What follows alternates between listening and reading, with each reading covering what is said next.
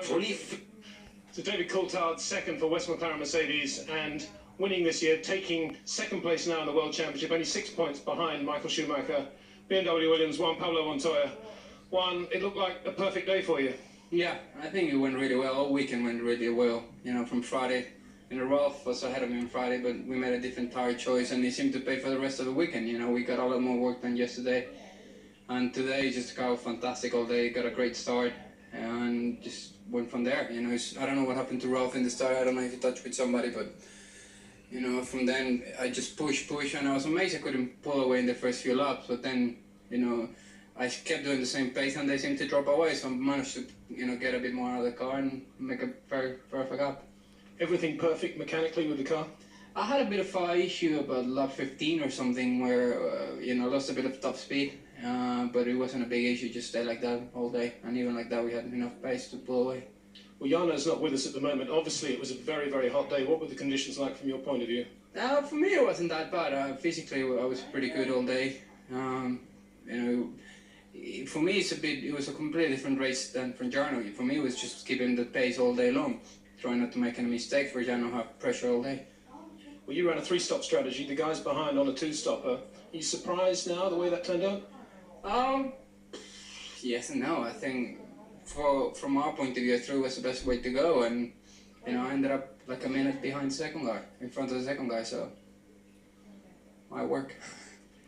David, great job today, 10th on the grid. First of all, did you see anything of that first corner accident? Well, mostly I saw it on the big screen that was being replayed from behind the safety car. From what I could see there, it looked like Kimi was on the outside, and there was some sort of cars moving around, jockeying for position. They probably didn't see each other, and it caused an incident. Well, you got up to 6 as a result of that, and then a very, very long second stint, which enabled you to get in front of Alonso and then really be in touch with Trulli and Michael. Take us on from there. Yeah, obviously, as you say, a long middle stint, and I was struggling a little bit at the beginning of the stint because my car, when I pitted, was really well balanced, and I thought I was in for a really strong afternoon.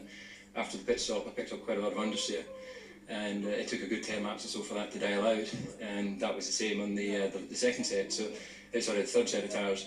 So that made it quite difficult to carry the pace behind other cars that I could carry when I was alone. Obviously I was trying to size Michael up to overtake when he had the manoeuvre on Jarno, and then I managed to pass him as well. I overcooked a little bit on the brakes, but then managed to get him at the next corner. Where were you quicker than Michael in the later stages of the race? It's surprising actually, because it was inconsistent around the track. I tend to be much better on the brakes into the hairpin, and much better into turn 8, which is in front of the Mercedes-Benz. What are you doing with them? He was very good into the complex. What are you doing? And that made it very difficult to be close to him as I started the lap to try and set him up for the hairpin. So I thought it was going to take a long time to get in a position to pass him. It looked as if you more or less did the same manoeuvre as Michael on Jarno, running wide out of the hairpin there. Was that a deliberate policy to try and do the same thing? No, I just felt confident that I could brake just a bit shy of the 100-yard board, and as it happens, because I followed him a little bit for the slipstream, I think I picked up some dirt on the tyres, so I overshot slightly, and then obviously he came along and held his line, which kind of didn't really let me get back onto the circuit, but he was on the dirty tyres when it into turn 8, and as I say, ran wide and had better traction. Had a lot of trouble this weekend in the build-up to the race, and also it appears quite a lot of pressure from outside sources. Describe your feelings now after a race like that. Well, obviously delighted to be back in the podium. It's been since Melbourne. It's obviously been a difficult season for me with having difficulty getting the car in the right position for qualifying. My race pace and every other session pace has been good, and obviously that's the key for me having future success. Well, Pablo, the championship's looking pretty close now. You're in a pretty clear second place, and Michael's certainly in touch.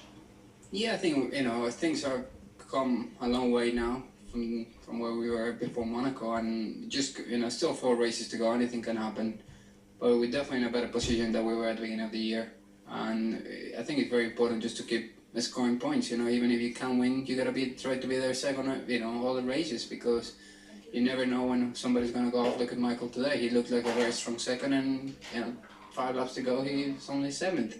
So you know, anything can go wrong for anybody. Congratulations on a great drive. If now we could have a few words from you in your own language. Pues la verdad estoy muy contento. El carro funcionó muy bien todo el fin de semana. El equipo hizo un trabajo estupendo y